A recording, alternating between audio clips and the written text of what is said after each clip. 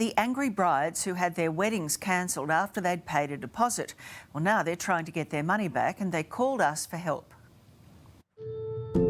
It's the day so many women dream of. All the photography would have been on the beach. We had such a beautiful idea of what was meant to be the happiest day of our lives. I just always kept visioning walking down the aisle to Josh. But now their weddings at Brighton Savoy are off. And they're thousands of dollars out of pocket. All up, we've paid $3,000. I paid the bride in Savoy $2,000. And they said, well, you need to drop another deposit, getting our money up to $3,000. And for this venue to just take it and say goodbye, shocking, it's disgusting. She rang me and she said, I've got some unfortunate news. The Brighton Savoy is closing its doors. We won't be hosting your wedding anymore. I haven't been across. Everything has been moving so fast. You're the director of the company. And these brides say there are dozens more couples who haven't been able to get their deposits back after the venue cancelled their weddings, which, according to the government's roadmap, can go ahead. At least 87 people I'm in contact with. Wow. The venue in Bayside, Melbourne, has been owned by the same family since 1967. Jennifer Lee is at the helm of the business and today tried to justify all the delayed refunds. What we've found ourselves in over the last 18 months has just been the most extraordinary situation. I don't think anyone would wish this upon any business, yours included. I guess just looking at it from these couples' perspective, It's horrible for them. Well, yes, it is horrible. It's horrible. And Jennifer, I just don't think that they think it was fair to have their refunds held on to for as long as they were and to be told that they weren't going to get a refund. They too are experiencing this pandemic from a different perspective. I absolutely agree. I think that it has been so terrible for them. I think the way So why in didn't which you just come out straight out and say, we'll give you all money, be patient, we'll give you your money back? which is what we have. Yeah, but you took 2 weeks to do it, Jennifer. Videos on their website paint a perfect picture, and that's what Liz McGurr and Alex Kyle hoped they'd get. I proposed at the Eiffel Tower. Which, Whoa, Paris, okay. Yes. You say, oui, oui, Alex? I cried. Like almost every other COVID bride-to-be, it's been a long engagement, postponing their wedding again and again. It's just been such a hard year for both of us. But a few weeks ago, it was all systems go. So I was really excited when Jan Andrews said that, you know, we've got a plan in place and it meant for us that our wedding would be able to go forward. So I actually emailed the venue the same day. They've cancelled it and said that they will not be postponing or rescheduling or refunding us. And I said to her, well, what does this mean for my deposit? And she just kept telling me, I don't know.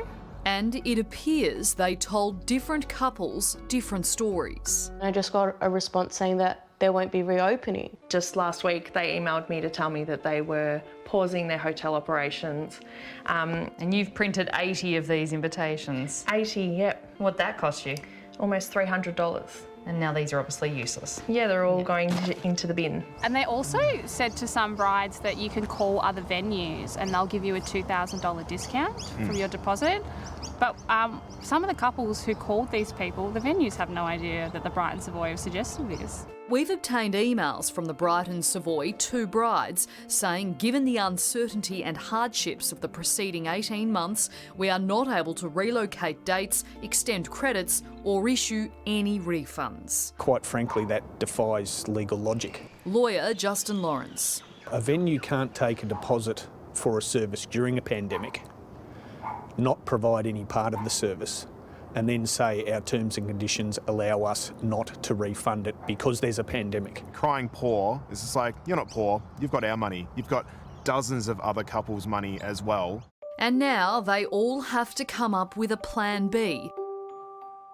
Are you guys in a position financially where you can cover that $3,000 or? Not really, no. No, we're a 1-income family right now. We got a 9-week-old baby and a 3.5-year-old. Alex and Liz will elope at Melbourne Zoo. I would have loved to have had the wedding that we had dreamed of, but without that money, we're left with no options, really. And it turns out Jennifer can't be in too much financial trouble. We are beyond excited to announce the launch of Refocus Drug and Alcohol Rehabilitation at the Brighton Savoy. We've had virtually no income for 18 months. Our land tax bill is over $4,000 a week. So why are you starting a new business then? We're not starting anything at the moment. Well, you announced that you're opening a drug and alcohol rehabilitation centre here. We have not. We're in discussions with a number of different parties. We are exhausted. What was your reaction when you saw that video? Horror, sickening. Angie Layton paid for her son's wedding in full, $8,696. They had this in the pipeline long before. You think this was planned? Oh, absolutely. That announcement dropped on the 8th of September on YouTube. On the 15th of September, a week later, by email, you've confirmed a wedding for March next year. I'm not aware of that. Well, it's your business's email address. I'm not aware. So your business has confirmed a wedding for next year, a week after announcing this would never open again. I'm not sure how that's happened because I don't know how that's happened. As if this hasn't been bad enough for these brides, their family and friends are now out of pocket as well. We've been told a number of people who plan to stay at the venue's hotel have paid for rooms in full and are now being refused a refund, despite their cancellation policy saying otherwise. It's despicable. It really is. The Brighton Savoy now says it'll refund the couples and their guests who paid for hotel rooms. The couples have also been told not to make negative comments about the venue because it would breach their contract, something the brides and grooms say is news to them.